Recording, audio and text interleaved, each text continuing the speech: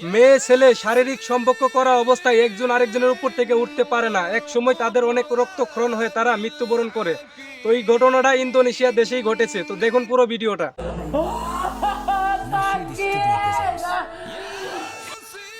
মুসলিম হিসাবে আপনাদের কাছে অনুরোধ করতেছি ভাই, এই ভিডিওটি না দেখে যাবেন না, ভিডিওটি দেখেন। মুসলিম হিসাবে আপনাদের ভিডিওটি অবশ্যই দেখার প্রয়োজন। বিশেষ করে এই ভিডিওটি ভাই সবটি মানুষের জন্য প্রয়োজন আছে দেখার।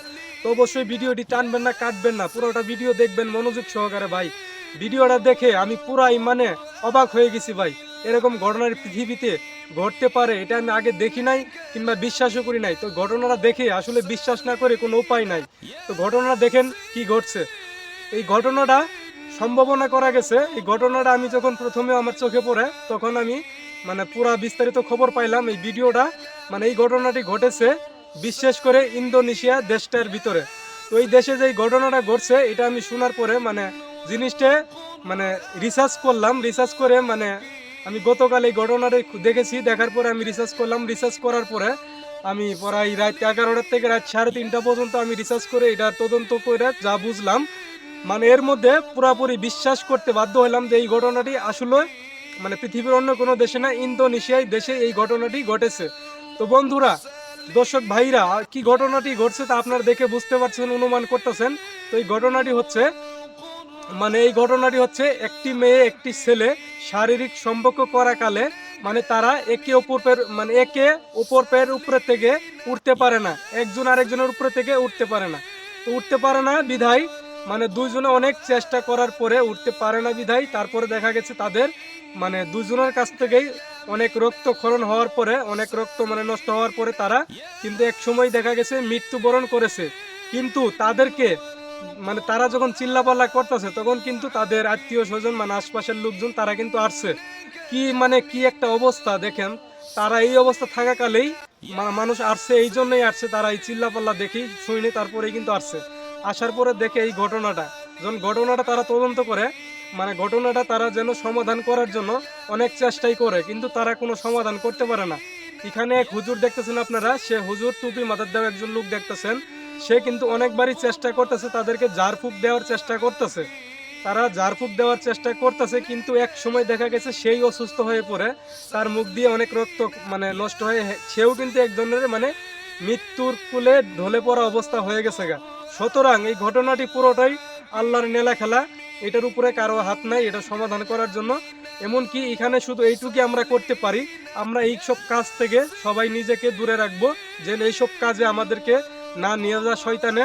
আল্লাহ যেন আমাদেরকে এইসব কাজ থেকে হেফাজত করে, আমরা যেন এরকম কোনো ঘটনার সম্মুখীন না হই, এরকম কোনো ঘটনার সাথে জড়িত যেন না হই, যেন এরকম কোনো শাস্তি আল্লাহ আমাদেরকে না দেয়, সেই দিকে আমরা অবশ্যই খেয়াল রাখবো। এই ঘটনাটি ইন্দোনেশিয়া ঘটেছে, ঘটার পর আমি যখন মানে ঘটনাটি অনেক বছর অনেক দিন আগেরই হতে পারে, কিন্তু এটা সোশ্যাল মিডিয়ায় ভাইরাল হয়েছে খুব শীঘ্রই নগদে আর কি। তো এখানে ইন্দোনেশিয়ার কিছু নিয়ম কারণ আছে। আমি যখন গতকাল মানে রিসার্চ করলাম, রিসার্চ করার পরে যখন কিছু আমি বুঝলাম, ইন্দোনেশিয়ায় একটি নিয়ম হলো, সেখানে সে দেশের সরকার একটি নিয়ম করেছে, সেখানে কোনো মেয়ে ছেলে যদি বিবাহ করার আগে শারীরিক সম্পর্ক করে, এটা আসলে বন্ধুরা বলার প্রয়োজন নাই, কিন্তু তবুও বলছি যতটুকু আমি জেনেছি আপনাদেরকে জানানোর জন্য।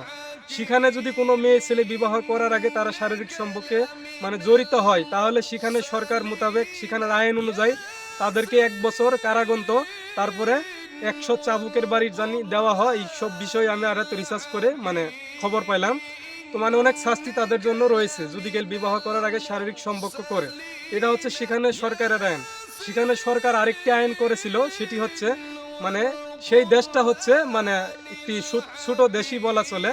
আর সেই দেশে খ্রিস্টান, মুসলিম, হিন্দু এই তিন জাতির মানুষ বেশিরভাগ বসবাস করে। সেখানে কিন্তু আমাদের বাংলাদেশি অনেক লোক আছে সেখানে বসবাস করে। এমনকি সেখানে খ্রিস্টান রয়েছে 30% মতো, তারপরে সেখানে হিন্দু রয়েছে 40 থেকে 50% মতো, আর তারপরে বাকি মানে মুসলিম রয়েছে 20 থেকে 30% মতো। আর বাকি যে জনসংখ্যাগুলো আছে সেগুলা বিভিন্ন দেশের সেখানে সেই দেশে রয়েছে। কিন্তু সেই দেশের আরেকটি নিয়ম রয়েছে, সেই দেশও বেশিরভাগ আয় করার উৎস হচ্ছে মানে বিভিন্ন দেশের যে লোকজন সেই দেশে বেড়াইতে যা ভ্রমণ করতে যা তাদের উপর ভিত্তি করে সেই দেশের ইনকামটা বেশিরভাগ করা হয়। কারণ সেই দেশে মানে সমর্থ সৌগত রয়েছে, দেখার জন্য ঘোরার জন্য অনেক জায়গায় রয়েছে। যেগুলা দেখার জন্য বিভিন্ন দেশ থেকে সেই দেশে যাওয়া হয়। আর সেই টাকা দিয়ে কিন্তু সেই দেশে মানে ইন্দোনেশিয়া এই দেশটিতে অনেকটাই উপকৃত হয় সেই দেশের নাগরিক এমনকি সরকারেরা। তো এই জন্যই সেই দেশের সরকার আরেকটি নিয়ম করেছিল, যে নিয়মটা হচ্ছে বাইরের থেকে যদি কোনো লোকজন বেড়াইতে যায়, মানে স্বামী স্ত্রী অথবা প্রেমিক প্রেমিকা তারা যদি যায় সেই দেশে শারীরিক কোনো সম্পর্ক করে, তাদের জন্য ছাড় দিয়েছে। কারণ তাদের জন্য যদি শাস্তি দেওয়া হয় তাহলে সেই দেশের লোকজনেরা যাওয়া ভ্রমণ কোটা কমাই দিবে, আর সেই দেশের অনেকটাই ক্ষতি সংখ্যাটা দাঁড়াবে। কারণ যেহেতু বাইরের অন্যান্য দেশের টাকা দিয়েই সে দেশটা অনেকটাই চলে, তাহলে এই দেশগুলো যদি দেশের লোকজন সেই দেশে যদি ভ্রমণ করতে না যায় তাহলে সে দেশের আয় কমবে। এই দিকে বিবেচনা করে সে দেশের সরকার এই নিয়ম করেছে, যদি কেউ অন্য কোনো দেশ থেকে মেয়ে ছেলে অথবা প্রেমিক প্রেমিকা স্ত্রী স্বামী যদি কেউ যাওয়ার পরে যদি কোনো শারীরিক সম্পর্কে লিপ্ত হয় তাহলে সে দেশ থেকে কোনো বিচার নেওয়া হবে না। যদি কেউ সেই মেয়ে অথবা সেই ছেলে কোনো অভিযোগ সেই দেশের কর্তৃপক্ষের কাছে না জানায় তাহলে তাদের কোনো শাস্তি দেওয়া হবে না। সুতরাং অন্য দেশের লোকজনেরা ইন্দোনেশিয়ায় দেশটির ভিতরে মানে কোনো নিশ্চিন্তভাবে যা ভ্রমণ করতে পারে, তারা বেড়ায় আসতে পারে, তাদের জন্য কোনো সমস্যা হবে না। এটা গেল এক।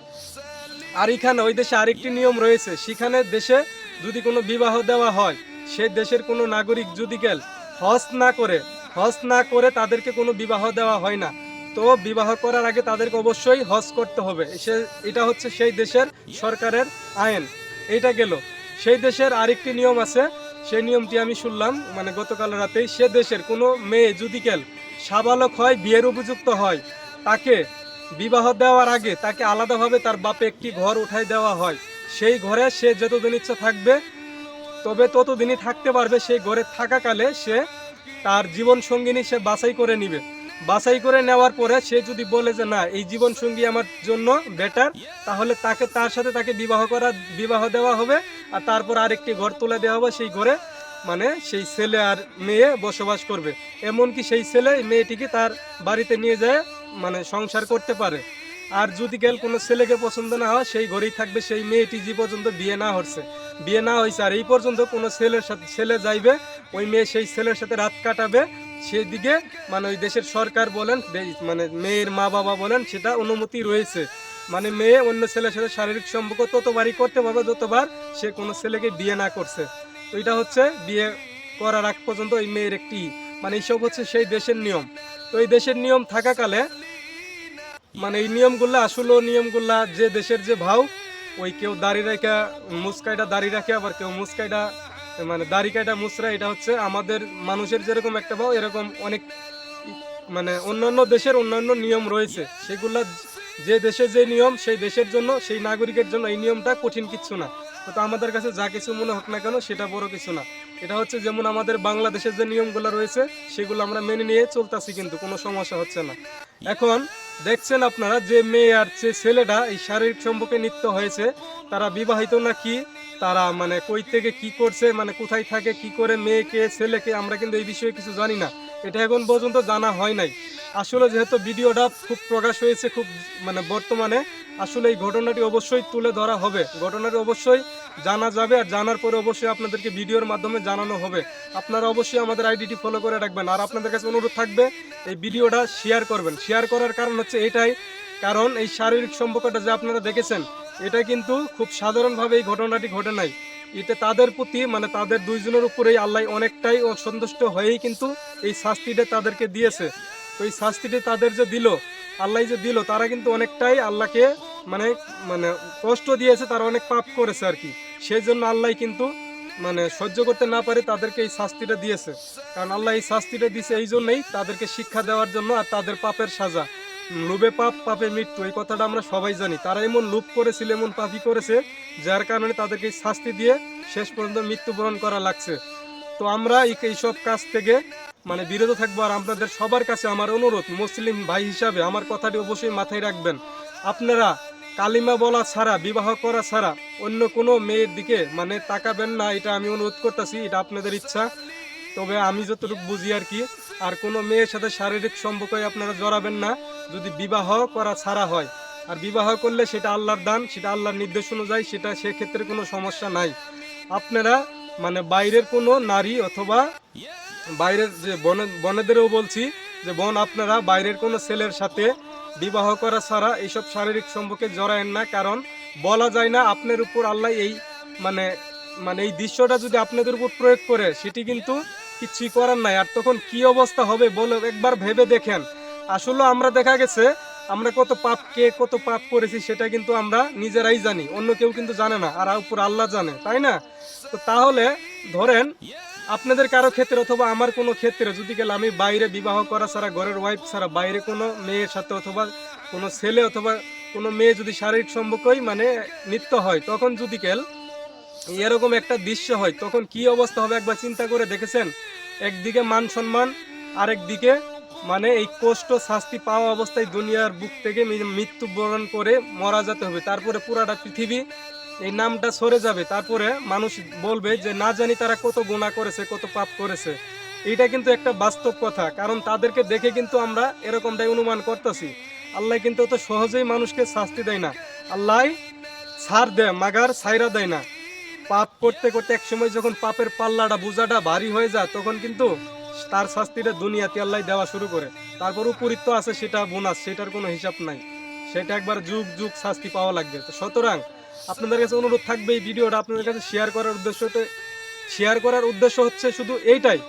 আপনাদের কাছে অনুরোধ, আপনারা কালিমা পড়া ছাড়া, বিবাহ করা ছাড়া কোনো মেয়ের দিকে, কোনো মেয়ে ছেলে শারীরিক সম্পর্ক জড়াবেন না। যদি কেল আপনাদের উপর এই ঘটনাটা ঘটে তখন দেখেন কি অবস্থা হবে, কি উপায় কি হচ্ছে। দেখেন তারা কত কষ্ট করতেছে, কিন্তু তাদের মানে কষ্ট করতেছে করলে কি হবে?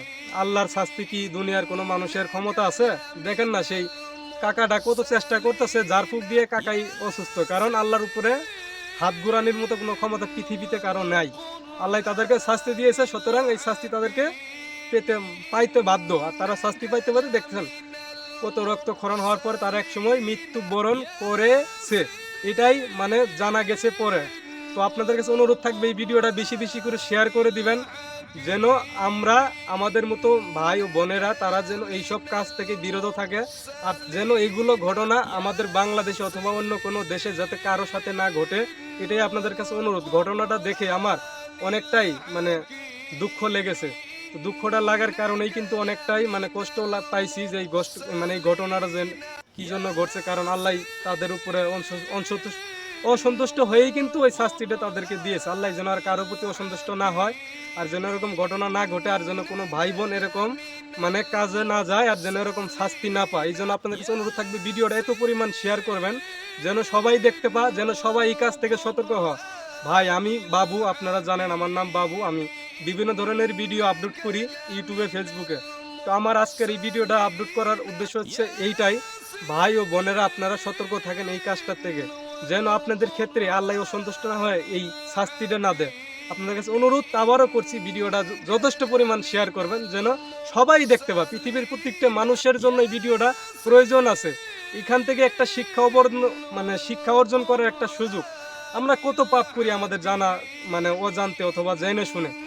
কারণ আমাদের ক্ষেত্রে দেখেন এই ঘটনাটা দেখার পরে মানে ঘরের ওয়াইফের সাথে শারীরিক সম্পর্ক করতে গিয়েও কিন্তু আমার ভয় লাগে, কারণ না জানি কত পাপ করেছি। যদি গাল আল্লাহ এই শাস্তিটা আমার উপরে প্রয়োগ করে তাহলে কি অবস্থা হবে একবার চিন্তা করছেন? তো এই জন্য তারপরও আল্লাহর কাছে বলছি যে আল্লাহ এই তো আমার কোনো পাপ করছি না, এটা আমার বিবাহ করা আপনার কালিমা বইলা আমি তাকে বিবাহ করেছি, আমার ক্ষেত্রে যেন এরকম শাস্তি আল্লাহ না হয়। কারণ শাস্তিটা আমার কাছে খুবই মানে ভয় মানে কষ্টজনক আর কি, এরকম শাস্তি যেন আল্লাহ আর কারো না দেয়। আল্লাহ আমি আপনাদের কাছে আবারও অনুরোধ করছি ভিডিওটা শেয়ার করেন, আল্লাহ যেন এই শাস্তিটার কারণ আজ আর কেউ যেন এরকম পাপ না করে। তো সবাই ভালো থাকবেন, আজকের ভিডিওটা দেখানোর উদ্দেশ্য এইটাই, আপনারা সতর্ক থাকেন, ভালো থাকেন, আল্লাহর কথা শুনেন। আল্লাহর আদেশগুলা যখন আমরা না মানি, আল্লাহর যেগুলা না করছে, যেগুলা আল্লাহ মানে আমাদের দায়িত্ব দিছে সেগুলা না করে, আর যেগুলা না করছে সেগুলাই যখন করি তখনই কিন্তু আল্লাহ অসন্তুষ্ট হয়েই কিন্তু আমাদেরকে শাস্তি দিতে বাধ্য হয়। সুতরাং আল্লাহ যেন আমাদেরকে অনেক আদর করে বানাইছে, আল্লাহ যেন আমাদেরকে অনেক আদর করে দুনিয়ার থেকে নিয়ে আমাদেরকে পরকালে ভালোভাবে রাখে। তো আমরা অবশ্যই এইসব কাজ থেকে বিরত থাকবো, আল্লাহকে মানে অসন্তুষ্ট করবো না, আল্লাহকে খুশি রেখে দুনিয়াতে ভালোভাবে বাইসে থাকবো। তো আমাদের যদি শারীরিক সম্পর্ক করার ইচ্ছাই হয়, আমরা যদি দ্রুত পারি বিবাহ করব, বিবাহ করার পর আমরা করব, কোনো সমস্যা নাই, সেক্ষেত্রে আল্লাহ আপনাদেরকে কোনো শাস্তি দিবে না। তো সবাই ভালো থাকবেন, আমি বাবু এখান থেকে বিদায় নিচ্ছি। আসসালামু আলাইকুম, খুদা হাফেজ, ভালো থাকবেন।